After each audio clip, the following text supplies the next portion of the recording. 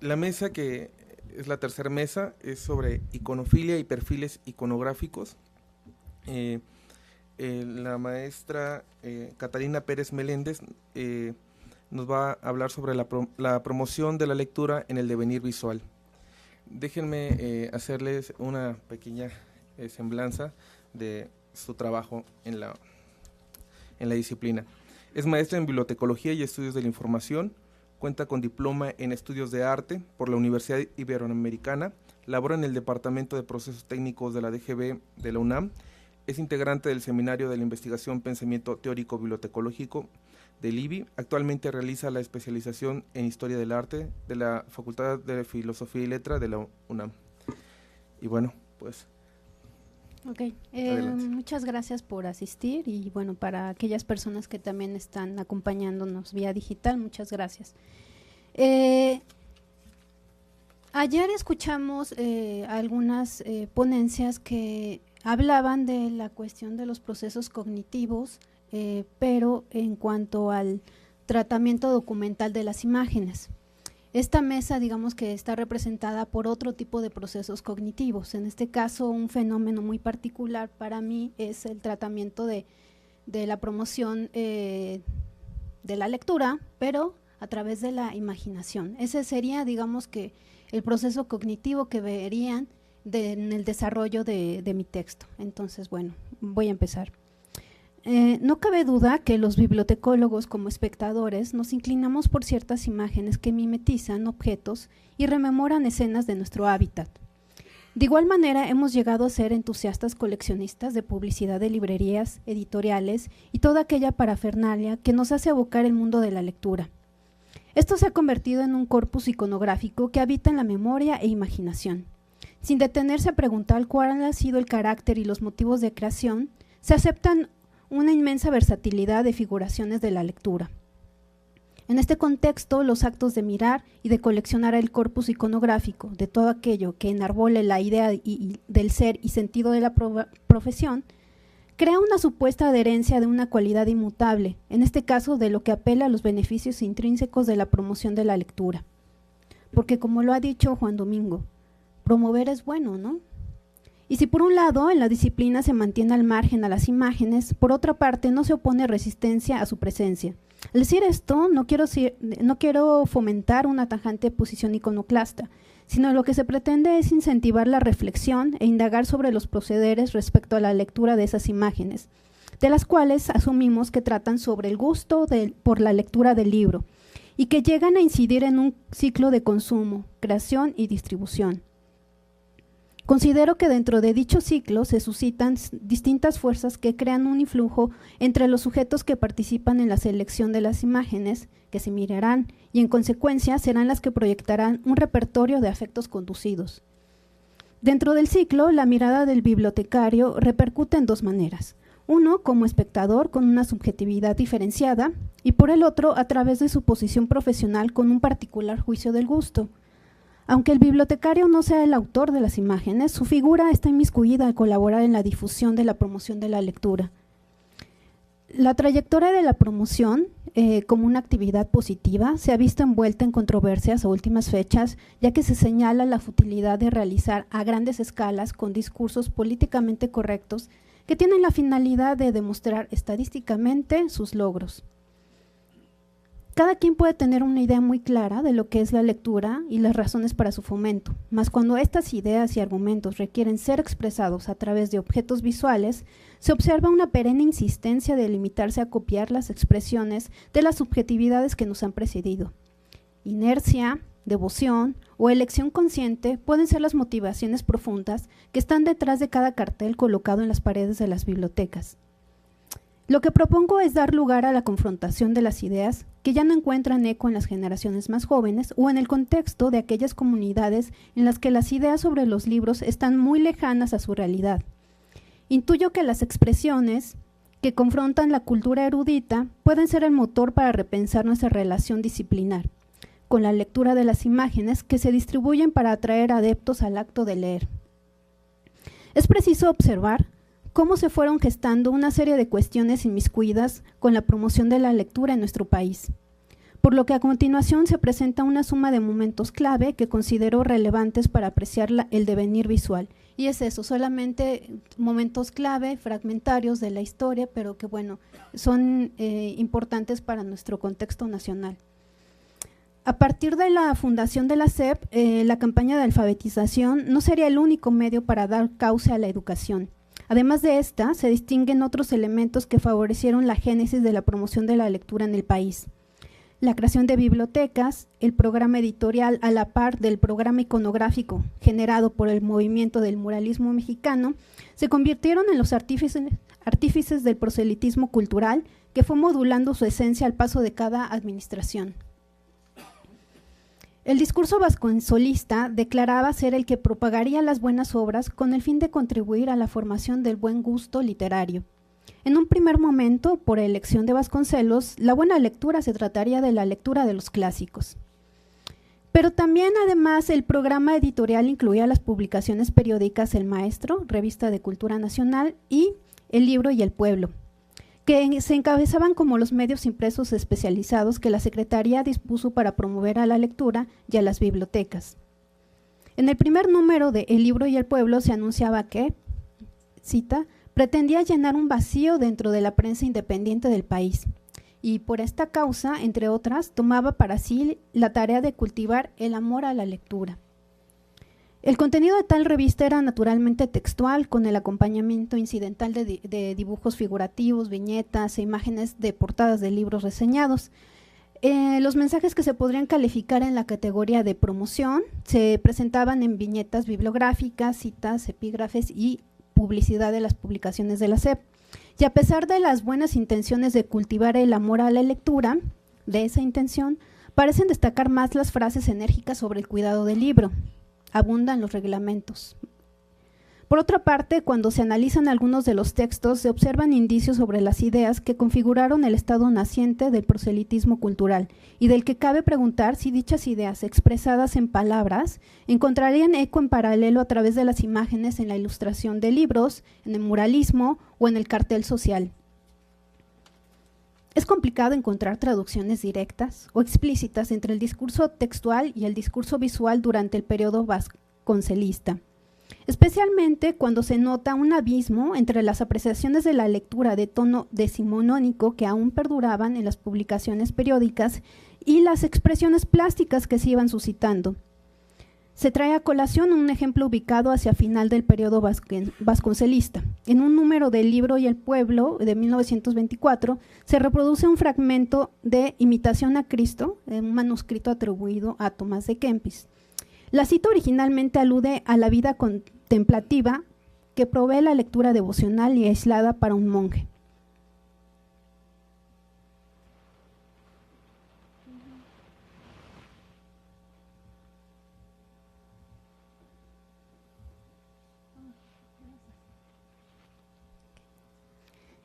Aquí estoy poniendo la reproducción de esa viñeta bibliográfica y también una representación pictórica de esta cita, ¿no?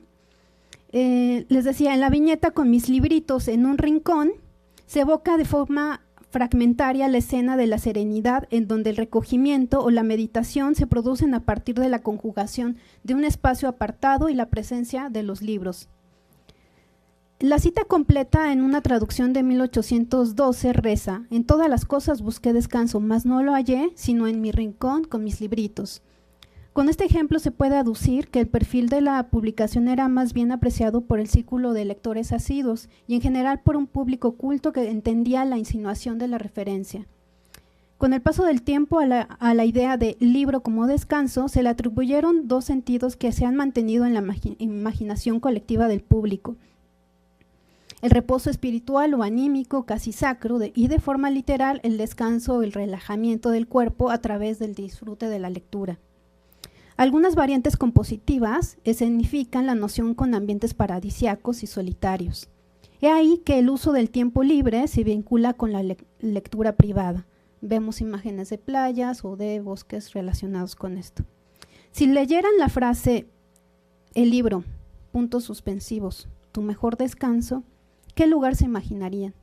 ¿Dibujarían llanamente una silla y un libro? En 1990, un cartel resultó ganador de un tercer lugar en el concurso Con nuestro ingenio, invitemos a leer. El cartel se componía de dicha frase y al centro la representación figurativa de una silla de madera en la que el asiento estaba ocupado por un libro. La frase es lo que salva lo que no se logra plasmar con la imagen. El cartel aún lo pueden encontrar colocado en algunas bibliotecas. Volviendo a 1924, para tomar el pulso de la incipiente promoción, vale la pena también mirar a través del ojo de otros testigos que en definitiva tenían algo que decir al respecto. En noviembre de ese año se realizó la primera feria del libro, que es el antecedente de la que conocemos ahora en el Palacio de Minería, organizada por la SEP y por la Asociación de Industriales de Artes Gráficas. Las reseñas posteriores en la prensa, mientras alentaban las esperanzas de ver un cambio en los gustos de lectura de la población, las mordaces caricaturas sobre la feria del libro apuntaban a la incongruencia del acontecimiento en comparación con las expectativas de la población sobre lo que debía ser una feria. Una feria era alegría, juego, en resumen, jolgorio. Y si la asistencia a esta fue fenomenal, en percepción del caricaturista y de la crónica ficticia de Chances Filmador, seudónimo, tal vez el éxito se debía a la gratuidad del evento. Esta es la crónica ficticia que se acompaña de 4 caricaturas. Voy a mencionar 3. El inicio de la crónica dice así: al infante don Jaime se le ocurrió una tarde, recordando una feria pueblerina en que vendían chivos y caballos, la idea peregrina de la feria del libro en la ciudad. Y luego dice: el porcentaje del analfabetismo hacía dudar el afán por la lectura. Dice: el burgués lee los diarios solamente y todo libro le es indiferente. Y las chicas ni novelas cursis leen siquiera, porque el foxtrot les atrofia la mollera y el cine sustituye la lectura. Y en este medio ambiente una feria del libro es sorprendente. Vienen, ¿por qué? Porque es de gorra. Este es resumido, es realmente muy agradable leer esta crónica ficticia.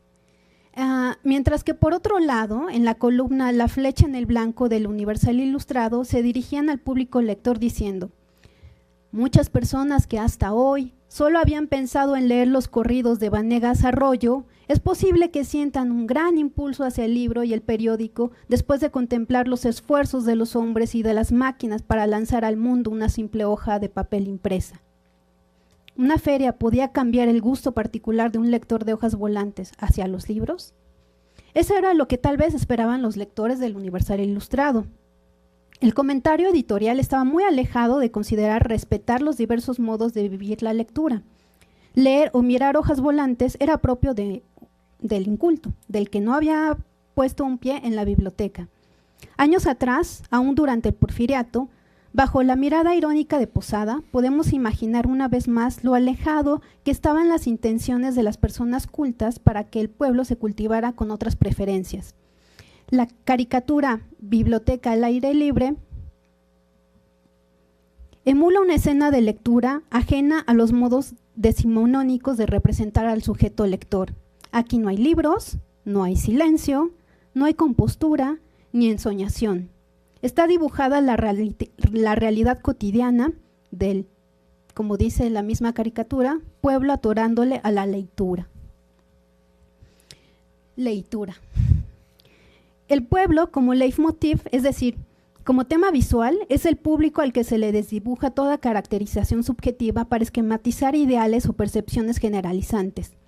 Pueblo es una palabra muy socorrida en lemas y cuyo simbolismo se tornó importante en parte con las expresiones artísticas de la posrevolución que buscaron enaltecer el rostro nacional.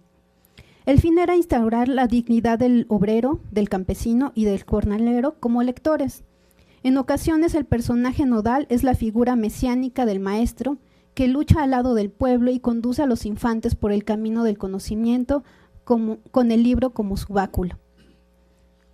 Del mural a la hoja volante, del grabado y del dibujo a la ilustración de libros de lectura, se pueden observar variedad de poses, ademanes y acciones del pueblo que lee en el imaginario artístico y que de esa manera proyectaba la ilusión nacional del progreso. En 1926 se comparte una suerte de exhorto que procede de un denominado modelo de propaganda de una biblioteca particular. Cito: la moralidad de los pueblos la revela la cultura de sus habitantes, pues la moralidad de los niños revelará a la cultura de sus padres.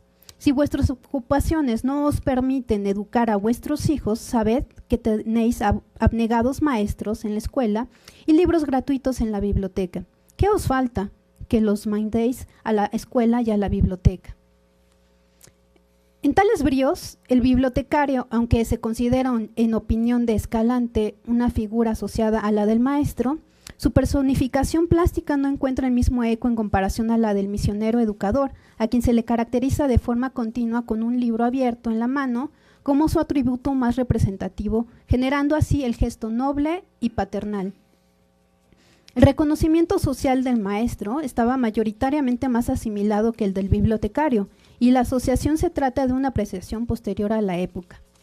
Sin embargo, tal vez cabe la hipótesis de que la función del bibliotecario, como la persona que provee la lectura, se haya adjudicado en la misma figura del maestro.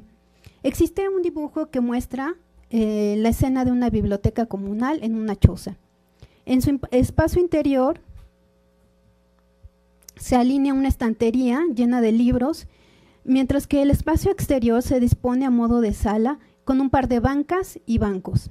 Ahí, dos figuras adultas parecen esperar que una mujer, figura central que está de pie, les entregue el volumen que leerán. Mientras tanto, otros personajes se encuentran inmersos en la lectura.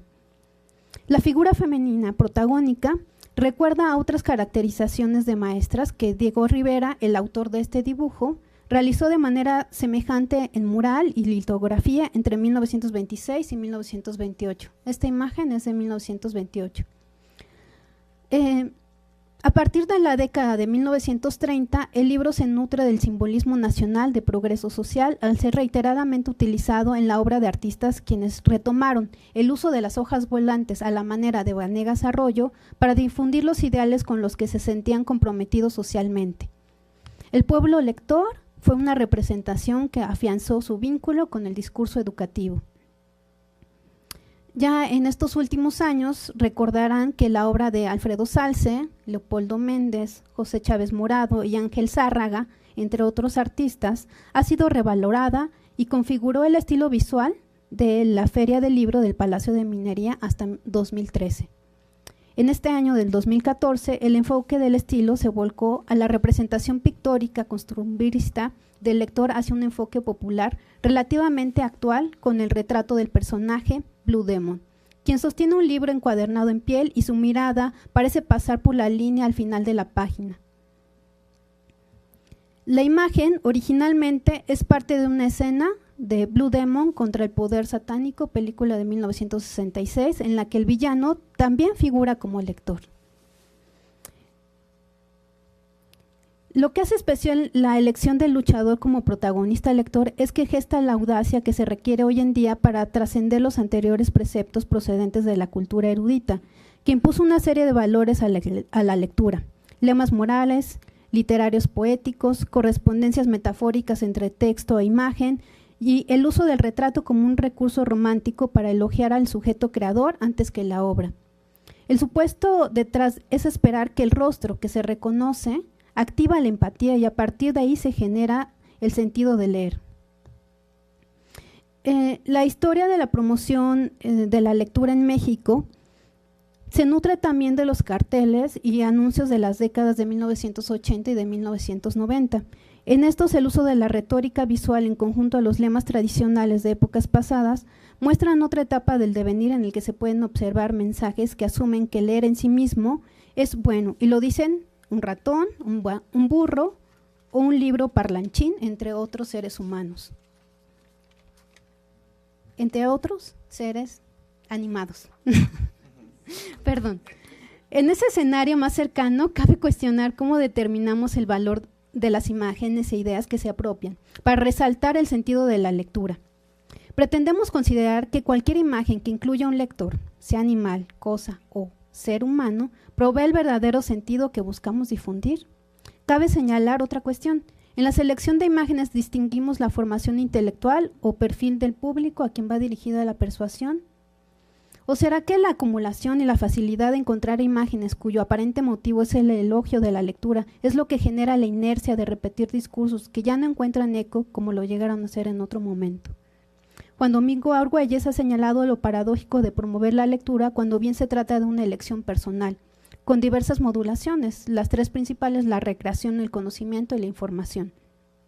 Cabe preguntar si habrá un agotamiento de temas, de configuraciones y por lo tanto se limita a copiar las caracterizaciones del lector y la lectura que son parte de fórmulas iconográficas.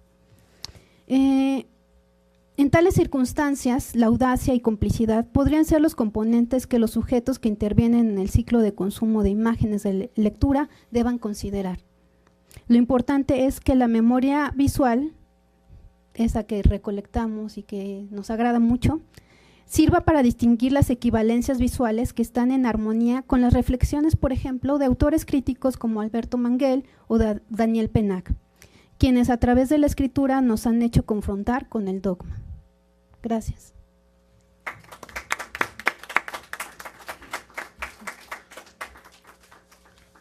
Justo a tiempo, maestra. Muchas gracias, maestra Catalina. También agradecemos a los que nos siguen en internet. Y bueno, damos la oportunidad de participar a la maestra Leticia Raya Alonso con iconografía de las lectoras, espejismos y estereotipos. Permítanme hacer una breve semblanza. Es licenciada y maestra en estudios latinoamericanos, concluyó los créditos de la maestría en bibliotecología y estudios de la información, es profesora de la Facultad de Filosofía y Letras de la UNAM. Sus líneas de investigación son historia de las ideas, historia intelectual, historia de la lectura, y es integrante del Seminario de Investigación Pensamiento Teórico Bibliotecológico del IBI. Adelante, maestra. Gracias, buenos días. Pues yo voy a hablar de mujeres lectoras. Y voy a comenzar con una historia. Cuenta un mito medieval que había una hada llamada Medusina, mitad mujer, mitad serpiente. Esta peculiar hada había sido condenada a esta condición por desobedecer a su padre, y solo podría volver a ser mujer cuando un hombre se enamorara y se casara con ella. Por supuesto, antes debía prometerle total privacidad cada sábado. Durante mucho tiempo fueron felices, hasta que un día un primo envidioso de esa felicidad metió la duda en el marido. Él, lleno de celos, decidió espiar a su mujer. Después de que lo hizo, se sintió culpable de haber tenido esa debilidad. Ella, por el contrario, al descubrir la traición, decidió marcharse, no sin antes profetizar que desaparecería antes de la muerte de cada uno de los hombres del señorío de Lusignan, que era el que pertenecía a su señor. Este mito ha permanecido a través de los siglos porque refleja un temor anclado en el inconsciente masculino hacia la mujer, las hechiceras y las serpientes. En el caso de la mujer, por ese misterioso enigma que es la concepción. Con respecto a las hechiceras, por su conocimiento y su capacidad de transformarse. En el caso de las serpientes, por su veneno, pero sobre todo porque representa la tentación. Por otra parte, el mito medieval mantiene su vigencia porque la mujer sigue siendo fuente de incertidumbre para el hombre, todo lo cual ha quedado plasmado en imágenes. De ahí que no sea gratuito que la mujer sea un tema recurrente en la historia, la literatura, la pintura, por supuesto el cine y la fotografía. Palabra e imagen se han engarzado a lo largo del tiempo para construir la imagen de la mujer. Dichas imágenes son importantes porque dan cuenta del imaginario social que las ha producido y a su vez denota el espacio social que le ha sido asignado a la mujer y que la ha definido durante mucho tiempo desde el ámbito de la naturaleza por esta capacidad de generar la vida, y la ha confinado a la esfera de la vida privada. Y también, por supuesto, le ha creado una serie de roles como madre, hija, esposa, guardiana y protectora de los valores familiares y también del propio hombre, que por oposición era sinónimo de civilización y su lugar estaba en la esfera pública, creándose la representación de que los hombres, guiados por la razón, leían para comprender, diarios, por supuesto, literatura, pero no literatura de ficción, En cambio, las mujeres, ávidas lectoras de novelas, leían únicamente para sentir. Y aquí tenemos dos imágenes muy características de esa situación. Pero aunque la mujer fuera encasillada en estos estereotipos, es importante partir de ellos porque son un espejo del mundo real que refleja los valores y las opciones de las mujeres. Un lugar que culturalmente ha sido y es de suma importancia y para el cual debía ser instruida. Es de señalar que los estereotipos sirven para ubicar el lugar de cada uno de los integrantes en la sociedad, para saber qué se espera de cada uno de nosotros. Para ello se asignan una serie de atribuciones y características que van a definir por oposición lo que se es y lo que no se es. Los estereotipos se adecuan a los tiempos y más allá de que contribuyen a mantener el statu quo y las relaciones de poder, tienen la función social de materializar valores y creencias sociales, creando modelos de comportamiento en los que cada individuo se encuentra a sí mismo. Sirve para saber cómo se debe de ser.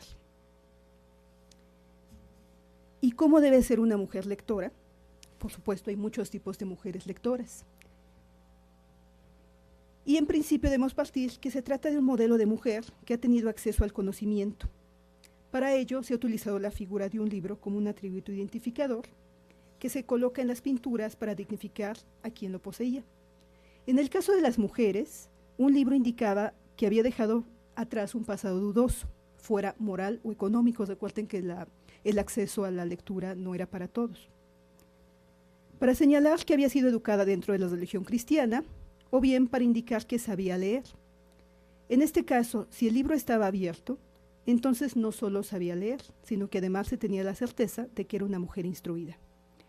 Pero si además lo tenía en las manos, la colocaba en un nivel de igualdad con los varones instruidos.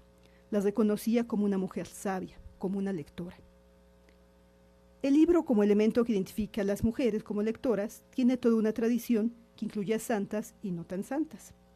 Pero además refleja las mejoras culturales que se produjeron a lo largo del tiempo y que se relacionan tanto con el desarrollo tecnológico que permitió que hubiese mayor difusión de libros, como con la incorporación de la mujer en nuevos ámbitos. En este sentido, el siglo XIX es nuestro referente más cercano, porque es el siglo en que las lectoras irrumpen en espacios que antes solo estaban hechos para el hombre y en el cual solo podían incidir bajo la tutela de alguno de ellos o bien bajo un seudónimo masculino. La educación o cómo aprender a ser mujer.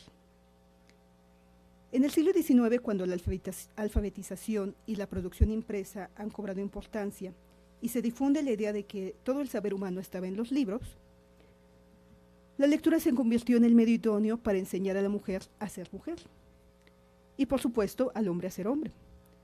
Pero no cualquier tipo de lectura, sino aquella enfocada a moldear el carácter o guiar la conducta.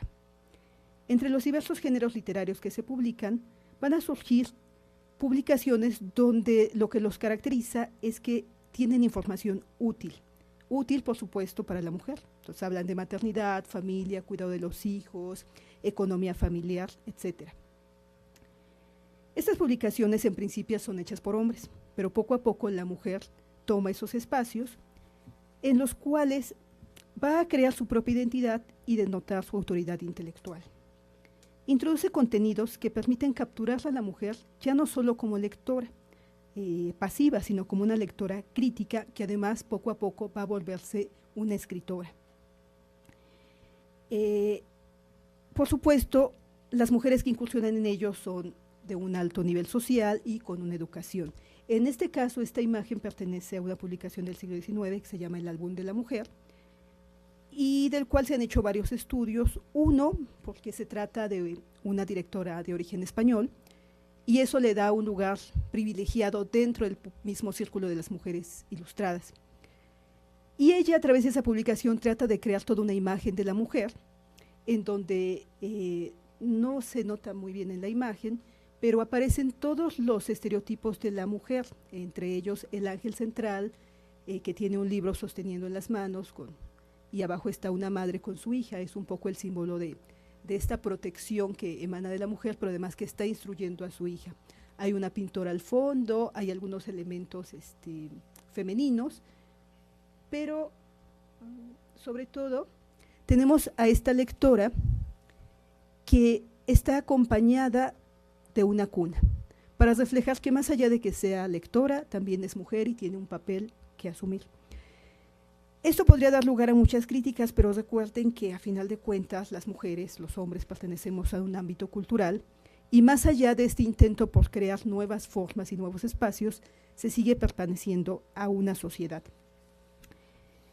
Se va a reproducir el prototipo femenino y va a servir para orientar la conducta, forma de organización y relaciones sociales. Se mantiene sí a la mujer encasillada en su función creadora, madre, maestra, protectora, y además se mantiene ese antagonismo hombre-mujer, razón-emoción. Pero, más allá de esto, es importante todas estas publicaciones porque, de acuerdo con Gaye Tushman, una socióloga, cuando la mujer logra posiciones de influencia y poder en los medios de comunicación, puede cambiar los contenidos y originar un cambio a nivel social. En este contexto, los libros destinados a transmitir conocimientos fueron socialmente más valorados que los que afectaban la vida psíquica de las lectoras, novela, poesía, generando una actitud negativa en torno a la lectura placentera. Esto porque no solo la distraía de sus deberes o le llenaba la cabeza de fantasías, sino porque además la sustraía de la mirada de los otros, la ponía en peligro.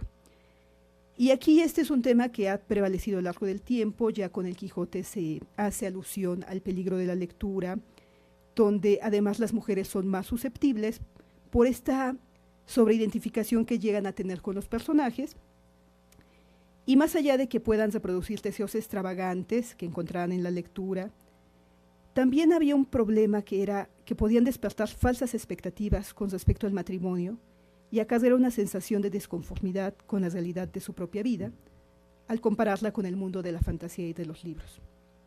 Apreciación que fue reforzada cuando la mujer se incorpora al ámbito laboral y que culturalmente se reflejó en el rechazo y censura de textos de carácter sensual e imaginativo, sobre todo si propiciaban la lectura en soledad. Preocupación que en la literatura se expresa a través de Madame Bovary, de Flaubert, como en las pinturas que retratan a las mujeres en la intimidad de su alcoba, ensimismada en placeres sensuales, de la lectura, por supuesto, olvidándose de sus tareas domésticas por leer un libro, con lo cual se denotaba este peligro. Y aunque con el tiempo la novela fue aceptada, aunque no la forma estética, se le siguió concibiendo como algo maligno y sentimental y engañoso. Y al mismo tiempo se le condena por inflamar las pasiones de los lectores y ser un instrumento que evitaba, que hacía que las mujeres evadieran sus deberes sociales o domésticos. Y aquí hay dos pinturas, una es del siglo XVII, que es la de este lado, y la otra es del siglo XIX. Esta es una pintura que se ha estudiado bastante y en la que se resalta cómo esta mujer se encuentra sumida en la lectura y ha abandonado sus deberes. En esta también hay cierta huida de la mujer a través de la lectura. De hecho, es una nueva novela lo que ella está leyendo. Tenemos aquí el cepillo tirado, pero además si nos fijamos en el contexto que la rodea, queda bastante bien expresado este miedo a que empezara a cuestionar su estatus, su lugar, y por supuesto generara algunos conflictos domésticos. Ahora hablemos de la lectura como espiritualidad y corporalidad. Como hemos visto, mujer y lectura son una combinación explosiva en un universo donde lo masculino y lo femenino se confrontan, pero recordemos que también se complementan. Las imágenes de las lectoras engloban una serie de actitudes culturales donde cada uno de nosotros refleja sus propios condicionamientos y valores sociales. Las lecturas irrumpen en un espacio donde, como dice Lola Luna, las mujeres son representadas de manera diferente a los hombres porque se asume que el espectador ideal es masculino y la imagen de la mujer está diseñada para agradarle. Idea, por supuesto, bastante extendida. Donde el conocimiento de las mujeres ha sido limitado y condicionado a una serie de factores, múltiples. El siglo XX abre espacios para que la mujer se represente a sí misma, pero cuando más se representa a sí misma o son representadas por los hombres, tanto más problemática se revela su imagen. Porque lo femenino se construye de cara a lo masculino, lo privado en consonancia con lo público y lo espiritual en contraste con lo corporal. Se producen imágenes de lectoras donde la sensualidad ante la lectura es eminente, Pero también hay otras donde la desnudez del cuerpo y su actitud denotan que se está realizando una actividad intelectiva más profunda. Y esta es una pintura que trata de reflejar ello, se llama La lectura abandonada, de Félix Vallotton. A través del cuerpo se tipifican los gestos, las formas estéticas, las creencias, las representaciones y los comportamientos. Las siguientes lectoras representan goces del espíritu y del cuerpo. El placer de la lectura, representado de dos formas diferentes. Por ejemplo, esta es una serie de Francine Van Gogh, una pintora francesa, es del 2009, la serie se llama Lectoras, donde trata de transmitir una idea muy particular, que es ese espacio íntimo de la mujer, la sensualidad y la feminidad propia, durante el acto de lectura. Nótese que el libro siempre está abierto, más allá de las poses, más allá de los elementos que la conforman, la manzana como este objeto de tentación, la desnudez, esta chica del medio desnuda, con el libro bajo el pecho, que está dormida y sin embargo el libro está abierto y las páginas están, no este libro invertido, sino que el libro está abierto hacia nosotros. Y por supuesto la última con esa taza de té que está muy concentrada en ello. Sin embargo, de esta misma serie es esta otra imagen que contrasta porque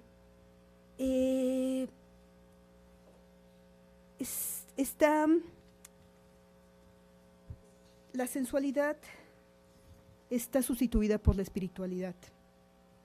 Sin embargo, hay una continuidad, está la intimidad y la temporalidad, porque en las otras imágenes, con todo y que hay elementos muy sensuales, de alguna manera mantienen a la lectora dentro de un espacio alejado de todo lo demás. Más allá de la lectura que hago en el texto de la imagen, voy a mostrarles otra imagen que es completamente contrastante. Y es la serie de postales eróticas de principios del siglo XX, que son creadas ex proceso para el goce visual de los caballeros de clase alta y que se va extendiendo a las clases populares, en donde las mujeres son unas bellas señoritas que están en poses sugerentes y que van a reflejar una concepción de la mujer, pero también es una forma de expresión artística que implica un cambio en la forma de ver a la mujer y ver el erotismo. De todas ellas, esta imagen es interesante porque la modelo representa una lectora para quien la lectura le produce un placer corporal, una lectura lúdica, pero su entorno es bastante sobrio, cobijándola, cubriéndola y al mismo tiempo generando ese espacio de intimidad. La modelo no mira a nosotros, lo que haría pensar que está dirigida específicamente a un hombre, sino que mira hacia el libro, manteniendo la distancia con cualquier observador y preservando la idea de la lectura en solitario. Y aunque esta serie de fotografías estaban diseñadas para el placer visual, la desnudez del cuerpo y la presencia de un libro fueron retomados por las propias mujeres para denotar su nuevo lugar en la sociedad, donde como lectoras por fin podían equipararse con su contraparte, ser espejo y no espejismo, buscando crear su propia imagen a contramarcha de una serie de convenciones que la confinaban a ese espacio previamente asignado. Esta revolucionaria apropiación de las mujeres sobre su cuerpo se expresa en la creación de imágenes donde la desnudez se reviste del conocimiento, pero por supuesto rápidamente fue combatido por la sociedad, creándose imágenes que buscaban otra vez mantenerla en un espacio limitado y previamente asignado. Esto, como indica Berger, es este lugar donde los hombres actúan y las mujeres aparecen. Los hombres miran a las mujeres se contemplan a sí mismas mientras son miradas. Esto determina no solo la mayoría de las relaciones entre hombres y mujeres, sino también la relación de las mujeres consigo mismas. El supervisor que lleva a la mujer dentro de sí misma es masculino, la supervisada es femenina. De este modo, se convierte a sí misma en un objeto y particularmente en un objeto visual, en una visión. La desnudez para la mujer fue una forma de despojarse de todos los prejuicios impuestos sobre su piel, creando imágenes donde las lectoras se sustraían a la mirada de los hombres y se enfocaban a su propia construcción intelectual. Sin embargo, Como decía, se crean nuevos estereotipos, y aquí tenemos esta lectora, donde se tiene un estereotipo de mujer fatua, emocional, donde por supuesto es moderna, es sensual, pero no tiene rostro. Se adapta bastante bien a una convención social, donde el estereotipo no se vuelve una lectora hueca, vacía, un maniquí incapaz de discernir lo que lee. Y como epílogo y para terminar, me parece que como bibliotecólogos, incorporar las imágenes es todo un reto, porque más allá de que todo el tiempo estamos rodeados de imágenes, no sabemos leerlas. Estas imágenes que he mostrado denotan la posibilidad de hacer una historia iconológica de la mujer lectora, desde el ámbito histórico, pero también desde el teórico bibliotecológico. Leer las imágenes de las lectoras nos permitirá dar la vuelta al estereotipo femenino, para desde dentro crear un espacio propio para las lectoras que no solo sueñan con amantes de novela y heroínas con final feliz. Por lo que incorporar la lectura de imágenes como vía de acceso a ellas dentro de los procesos de descripción de información en la biblioteca permitirá leer este mensaje entre líneas que es producido socialmente y que ha redundado en esa multiplicidad de estereotipos y reflejos iridiscentes de representaciones de las mujeres. Todo esto nos lleva, para concluir, al umbral de las preguntas. La biblioteca como espacio de lectura, ¿qué puede ofrecer para que las lectoras se apropien de ella? O mejor aún, para que las no lectoras se acerquen a la biblioteca. Muchas gracias.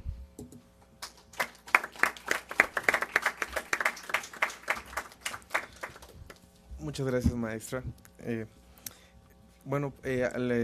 Al finalizar, yo sé que tiene muchas preguntas, guárdenlas, vamos a tener 10 minutitos para hacer preguntas y damos paso a la tercera presentación, Iconografía política en el papel, moneda latinoamericano, que le va a dictar el maestro Karim Israel Solange Damián. El maestro Solange realizó la licenciatura en Historia por la Facultad de Filosofía y Letras, la maestría en Estudios Latinoamericanos por la Facultad de Ciencias Políticas y Sociales y actualmente cursa la especialización en Historia del Arte en el Instituto de Investigaciones Estéticas, todo ello por la Universidad Nacional Autónoma de México. En el 2012 efectuó una estancia semestral de investigación financiada por CONACYT en la Pontificia Universidad Católica de Chile y en la Facultad de Artes y Letras en la Universidad de La Habana. Sus líneas de investigación se centran en el análisis y crítica de los discursos políticos y visuales hegemónicos tanto de los estados nacionales como de los medios masivos de comunicación. Ha publicado un par de artículos de investigación y difusión al respecto. Actualmente se desempeña en el área de difusión, crítica política y geopolítica de México y Latinoamérica. Adelante, maestro.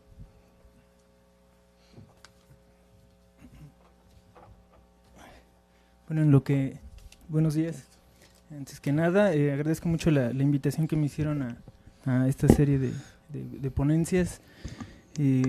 Bueno, yo he traído, para no aburrirlos, solo una selección de dos series de imágenes sobre las que ya había venido trabajando en investigaciones precedentes. Y bueno, en este caso, digamos, como para que no quede entre todo de golpe, pues, bueno, pues básicamente lo que voy a presentar a continuación es la forma en que las políticas económicas, las estructuras socioeconómicas de los estados se traducen en discursos políticos y a su vez cómo estos discursos escritos se traducen en términos iconográficos, en términos visuales, y cómo estas políticas a partir del gobierno ejercidas desde el Estado pues tienen un correlato en circunstancias visuales. Bueno, pues para empezar están estos dos billetes que muy seguramente les serán familiares a todos, que son los billetes en sus dos versiones de 1992 y de 2008, que tienen al personaje histórico Sor Juana Inés de la Cruz. Digo, si bien la presentación versa sobre el discurso visual latinoamericano, pues decidí traer personajes y ejemplos únicamente mexicanos, pues para que le pudiera ser bastante más familiar al público.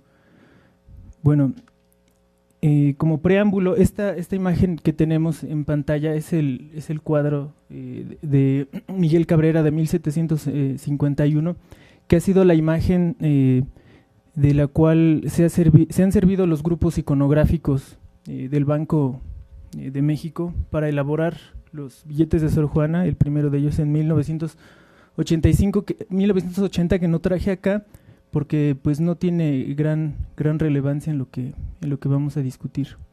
Bueno, pues como lo había comentado ya, esta imagen de Sor Juana Inés de la Cruz, el primer billete de 1992 corresponde a la quinta serie del Banco de México, que empezó a circular más o menos en el año de 1992.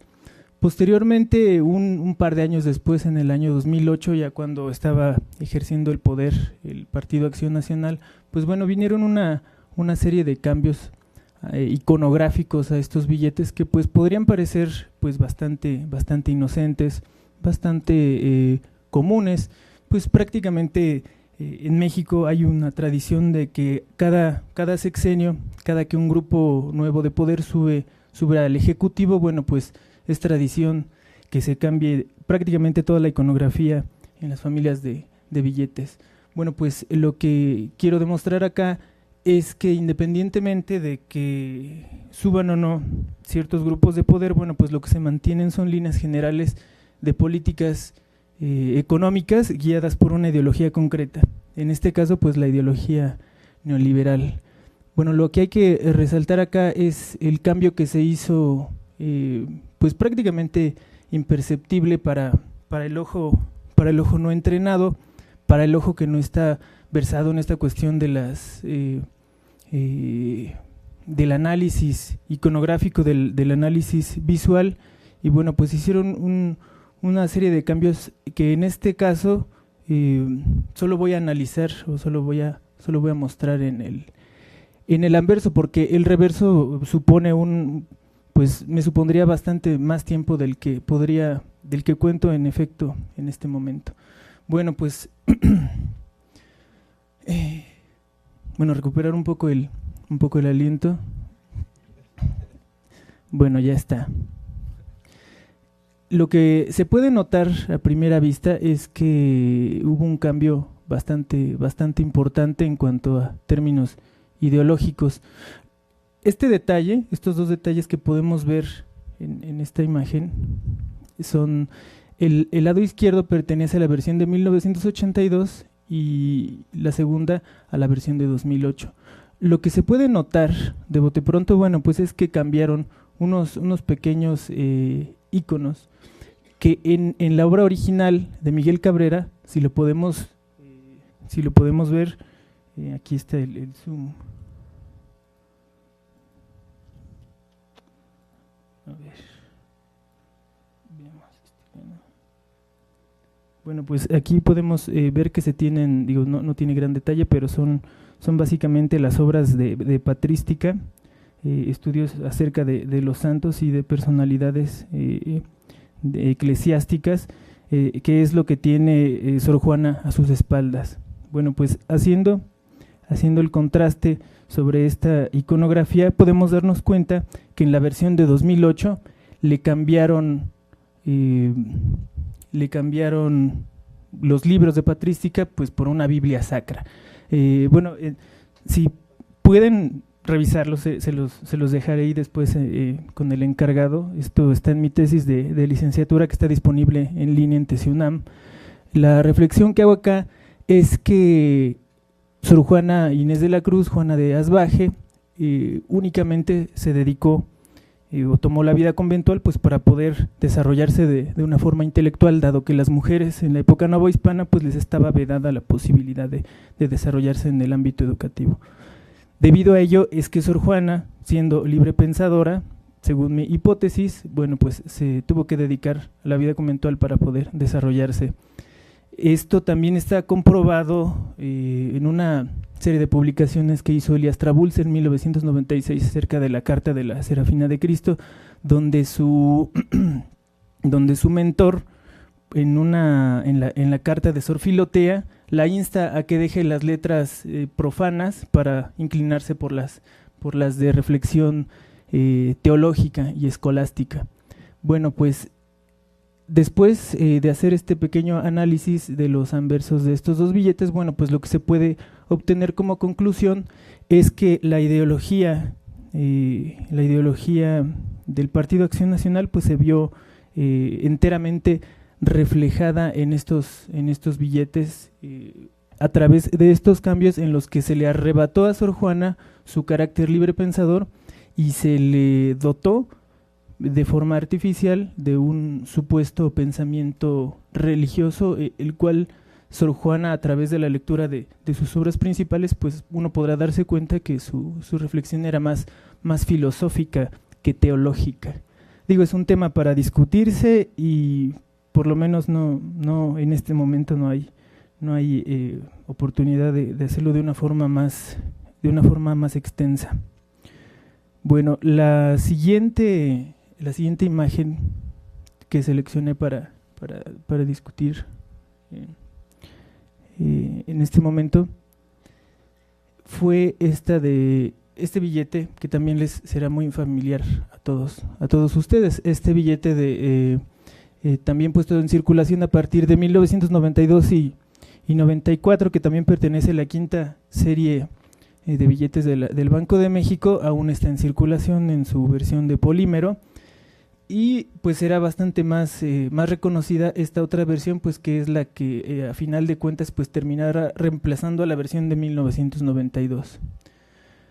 Bueno, habrá que decir también que esta familia de billetes, la que empezó a circular de 92 y que empezó a modificarse por ahí de 1998 cuando salió de circulación el billete de Emiliano Zapata, bueno, pues pertenece a la corriente ideológica del Partido Revolucionario Institucional, pertenece a la ideología del nacionalismo revolucionario. En términos generales, dado que las reformas estructurales que aún hoy vemos, la reforma hacendaria, la reforma energética, la reforma laboral, la reforma educativa, todo esto que son exigencias del Fondo Monetario Internacional, del Banco Mundial, para poder brindarle a México los préstamos plus de 20, 30, 40 y 50 años, estos préstamos multimillonarios para financiar al Estado, bueno, pues chocaron con la ideología nacional revolucionaria, por lo que eventualmente pues todo este discurso político de facto que ya era neoliberal, bueno, pues chocó con el discurso visual que aún se mantenía nacional revolucionario, y de ahí los cambios generales que se tuvieron que hacer. Bueno, en este caso particular del billete de 20 pesos con la efigie de Benito Juárez, el águila republicana, que sostuvo el Estado mexicano más o menos de 1823 con la Primera República hasta 1862-64 con el advenimiento del Segundo Imperio de Maximiliano de Habsburgo. Bueno, pues es un emblema histórico para el pensamiento liberal mexicano decimonónico, el pensamiento que fundó al Estado mexicano. Igualmente, en estos dos billetes, en estas versiones, me centro en el caso en los anversos, puesto que me llevaría bastante tiempo hablar sobre los reversos. Bueno, pues cualquiera de nosotros puede tener ciertos gustos, ciertas tendencias, creencias o convicciones ideológicas o políticas, y votar o no votar cuando hay elecciones. Bueno, lo cierto es que en las elecciones de 2006 hubieron elecciones bastante cuestionables, muy particulares, que supusieron un hito en cuanto a la credibilidad del sistema electoral mexicano. En este mismo año 2006, un personaje, Andrés Manuel, asumió que él había ganado las elecciones. Esto puede creerse o no creerse, esto no tiene mayor importancia. Aquí lo relevante es el hecho de que él se hubiera asumido como el presidente legítimo aduciendo que había habido un fraude por el sistema. Bueno, estos son los hechos. Ese mismo año él tomó protesta como presidente legítimo y utilizó al águila republicana de la primera, valga la redundancia, de la primera república como emblema del gobierno legítimo, una organización política que derivaría en lo que hoy conocemos como el Partido Regeneración Nacional o Morena. Bueno, pues podemos notar que el águila republicana es exactamente la misma que contenía la primera edición de 1992 del billete de 20 pesos. Un año más tarde, de hecho unos 9, 10 meses, que en términos de cambio iconográfico en un estado, en un grupo iconográfico al servicio de un banco central, pues es un pestañear. Un pestañear es un abrir y cerrar de ojos. Un poco más tarde, en 2007, empezó la circulación del nuevo billete del que veíamos en la parte de abajo, que tenía unos cambios que podría parecernos no fueran tan importantes, dado que se conservó al personaje principal y se conservó a la efigie de Benito Juárez. Y lo que podemos ver de relevancia aquí es que el águila republicana prácticamente se borró de este billete, y con ella la importancia del liberalismo histórico mexicano, y en este mismo sentido también restándole impacto a este ícono que podía tener en el imaginario colectivo, en el imaginario social, pues este ícono del águila republicana. Bueno, pues lo que se hizo con el águila republicana fue reducirla de tamaño cerca de un 97-98% y reemplazar esta águila republicana con una constitución, una balanza en clara alusión al Estado de Derecho y a la preponderancia de la Constitución y las instituciones que en algún momento se dijo por ahí que ya no servían para mucho, ¿no? Bueno, pues esto también pues demuestra que los cambios iconográficos son una derivación, tienen un correlato, pueden entenderse como un reflejo de las políticas económicas preponderantes en un Estado nacional, que a final de cuentas pues tiene mucho que ver con la relevancia del giro visual que ya habían teorizado los españoles cerca de la década de 1990 y que nosotros apenas estamos aprendiendo a manejar y a poder aplicar también.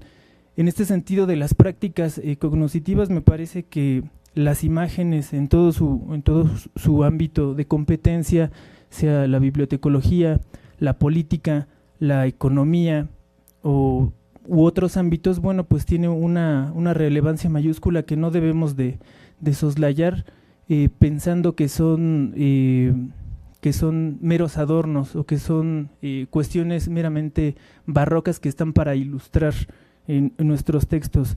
Parece que tienen una muy evidente relevancia y bueno, pues por mi parte sería todo.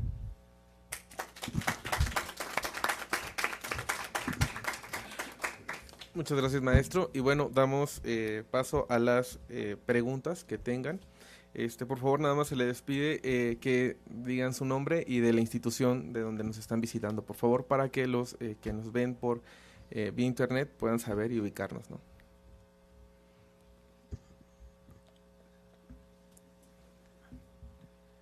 Soy Guillermo Alfaro y soy investigador de aquí de Libia. Dos preguntas y observaciones correspondientes a las preguntas, tanto a la maestra Catalina Pérez como al maestro Karim. La primera, es decir, esta correlación que además me pareció muy interesante que hiciste en términos históricos del momento vasconcelista, donde se está dando todo este movimiento pictórico de los murales, pero además este proyecto alfabetizador y la revalorización bibliográfica de colecciones para el pueblo, es decir, los famosos libros verdes, ¿no?, de Vasconcelos, ¿no?, que hay quienes dicen que era más para adorno del régimen porque pues, ante un pueblo donde el analfabetismo era tan grande, pues cómo comenzar incluso por ahí dándoles el Quijote, Dante, en fin, todo este tipo de obras, ¿no? Pero lo que me parece interesante es cómo en ese momento revolucionario ya está planteada la problemática de dos formas de lectura. La lectura de los textos, con este proyecto alfabetizador y las ediciones masivas de los clásicos, pero también respecto a esta visualización con los murales. Aquí mi pregunta entonces es, ¿y las bibliotecas y los bibliotecarios cómo están enfrentándose en este momento? ¿Qué papel juegan y qué definición están ellos a su vez considerando respecto a la lectura? Pues a partir de los informes que se pueden encontrar en el archivo histórico de la SEP y bueno, también en lo que se reporta en estas revistas, se puede ver que su pensamiento ha estado anquilosado en el siglo XIX.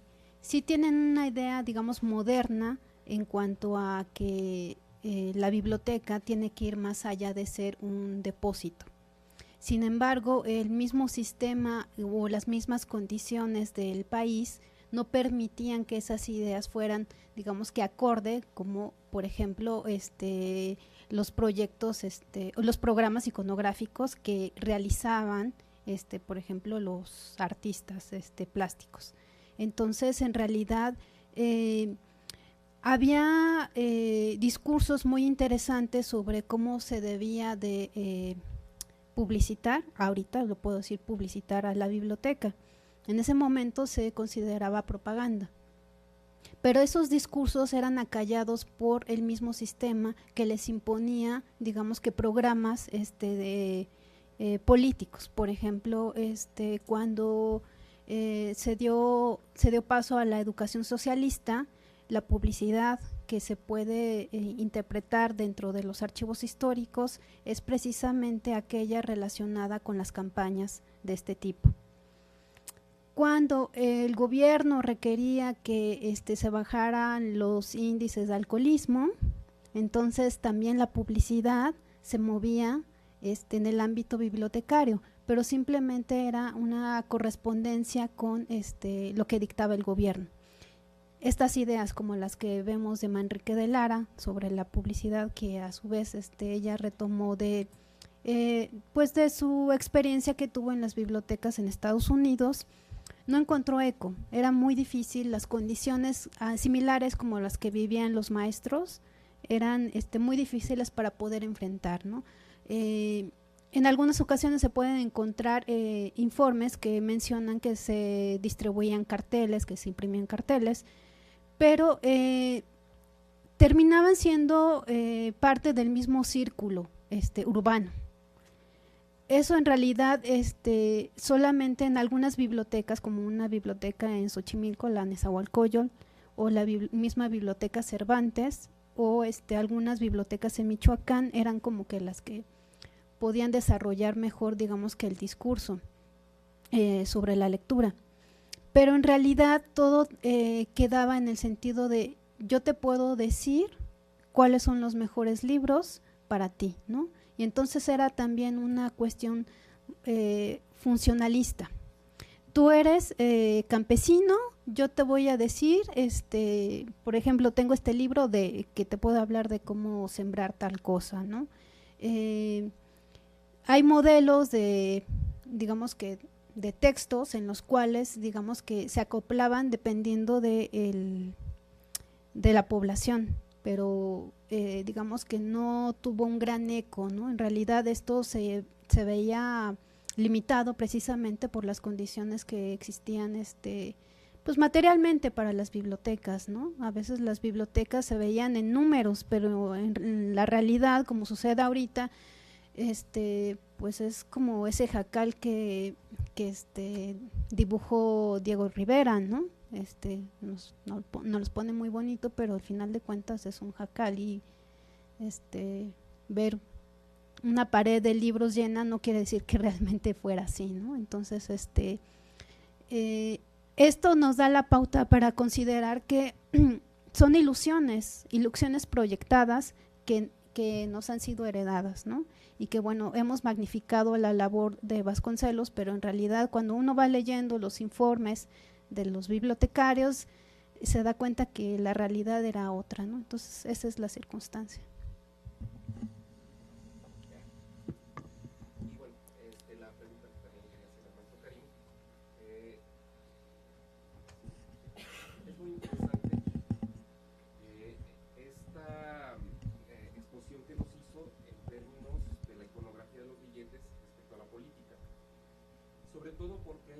poco antecedente también de este rastreo de imágenes, tanto en billetes, la numismática, en fin, desde la antigüedad. Pensemos en César Augusto y estos estudios clásicos que han hecho respecto a las imágenes que se generaban o desde Luis XIV, ¿no? Entonces, tomando esas ideas, mi pregunta sería esta: ¿cómo es que en los billetes se expresan, sobre todo en la iconografía de los billetes, que es una correlación también económica, el poder político? ¿Cómo se ve ese circuito de iconografía, poder político y relación económica para que impacte un poder?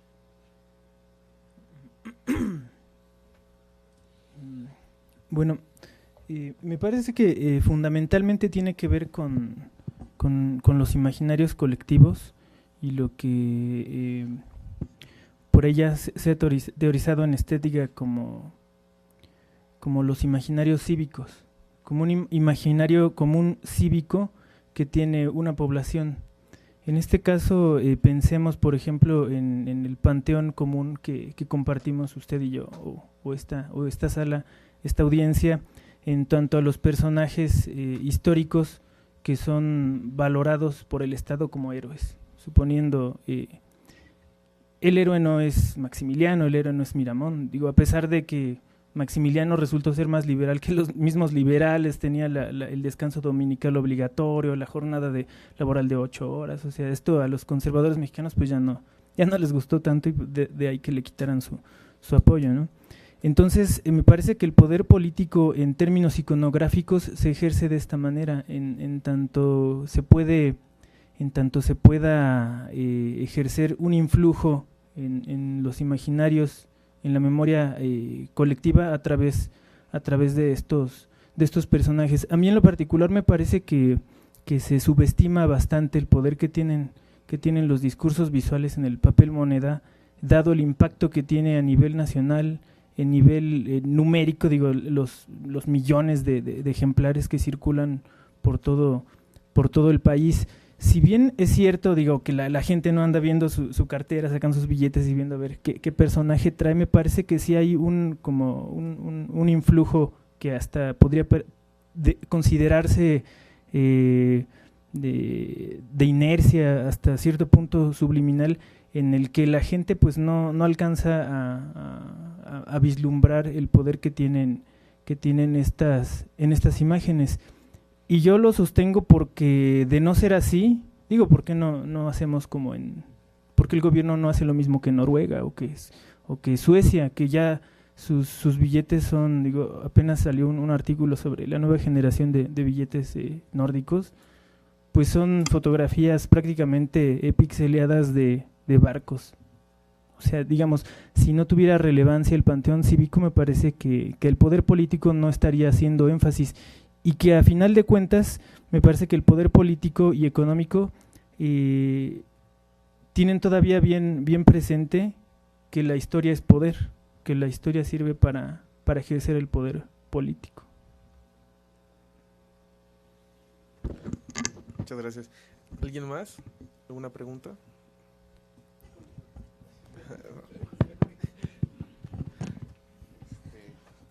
No quiero ver un acaparador, pero bueno, tengo una serie de cuestionamientos que me interesaría, claro. Esto va para la maestra Leticia, y es en el sentido de que hay un momento en que en su ponencia hace una observación respecto a cómo es construida a través de las imágenes la figura de la mujer a través de los hombres. Esto es, cómo es que la mujer se ve a sí misma a través de la mirada masculina. Creo que incluso utilizaba a John Berger para apoyar esto. No sé si pudiera ahondar un poco más en esto. Bueno, el tema da para ahondar mucho tiempo, pero es que el problema que tenemos en cuestión de lectoras es toda esta historia que hay en torno a la mujer. Si uno retoma todo lo que se ha hecho con respecto a ellas desde el punto de vista de la historia, tenemos que es prácticamente en el siglo XX donde la mujer entra en escena históricamente. Por supuesto, hay estudios previos ya en los 30s, me parece que es Virginia Woolf la que decía, bueno, deberíamos de crear un espacio con un nombre pues que no haga mucho ruido, donde la mujer puede insertarse y allí para que no se moleste nadie. Y después lo va a retomar las feministas, Simone de Beauvoir, y van a abrir el tema a partir del género. A mí me parece que el problema no es el género, por eso traté de cuidar de que no estuviese todo el tiempo imponiéndose una queja como mujer, sino más bien que dentro de esta construcción social que tenemos, por la manera en que se ha ido gestando la sociedad, es un ámbito paternalista y por supuesto la mujer quedó sujeta. Pero quedamos sujetas en parte porque compartimos esos mismos principios y los reproducimos de esa forma. De ahí que Berger, cuando en este estudio de modos de ver, habla acerca de cómo la mujer a través de las imágenes va cambiando sus posiciones, va denotando la aparición de estos hombres, las posiciones de las mujeres y cómo cuando aparece un hombre es el sujeto de la acción mientras la mujer es ese objeto.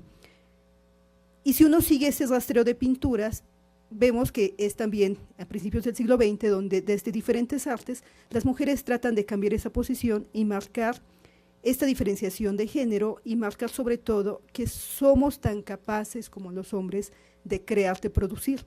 El problema, como dije, es que estamos dentro de estereotipos y dentro de ellos, pues más allá de que nos quejemos, reclamemos derechos, a final de cuentas terminamos siendo reproductoras de los mismos estereotipos. Y la imagen final donde estaba este maniquí me llamó la atención y la usé en tanto que sí, es una lectora, por supuesto, está representando una lectora, tiene libros, la imagen como tal, ella está sobre una serie de libros y revistas y además sus rodillas también están sobre libros, es una posición pues bastante coqueta. Y pensaba un poco en lo que decía Catalina en su ponencia acerca de si el foxtrot y la televisión han atrofiado los sentidos. Pareciera que sí, porque en el fondo se siguen reproduciendo esa serie de imágenes y aunque, con todo respeto, desde el feminismo se esté haciendo toda una lucha, a veces terminamos por caer en conflictos que no son relevantes, sino más bien que sí dentro del feminismo y dentro de las corrientes de género, es importante retomar el tema, pero también retomar cómo estas imágenes van mostrando las diferentes posiciones de la mujer y van mostrando que también el hombre, a partir de estas mujeres, está reposicionándose, está creando una nueva visión de sí mismo y se está generando un cambio muy lento, pero si yo tomara imágenes de lectores, que quizás lo haga en otro momento, veríamos cómo también en los hombres lectores el estereotipo cambia. Y de este hombre lector, donde está reflexivo, pensativo, muy concentrado, también hay imágenes lúdicas de hombres, imágenes donde también se está divirtiendo y donde también está experimentando placer, donde su cuerpo refleja que no solo está pensando, sino que además está sintiendo, y que se equiparan también con las imágenes de las lectoras. Entonces, quizás más adelante sería interesante hacer una comparación de estas lectoras lúdicas con lectores lúdicos, que los hay y hay un montón. Muchas gracias. Bueno, pues damos por concluido esta tercera mesa.